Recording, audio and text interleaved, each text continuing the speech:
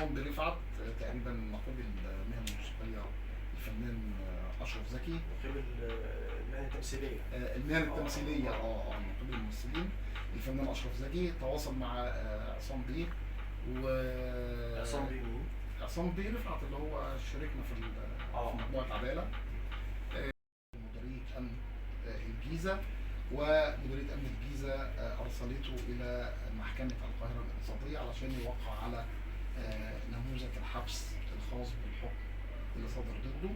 وبالفعل وقع على نموذج الحبس، وبعد كده رجع على اسم شرطه العجوزه. والكلام ده كان امبارح.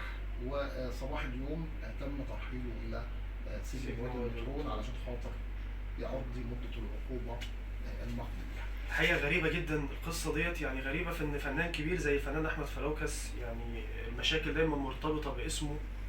هل في حد من طرفه، هل هو بنفسه تواصل معاكم؟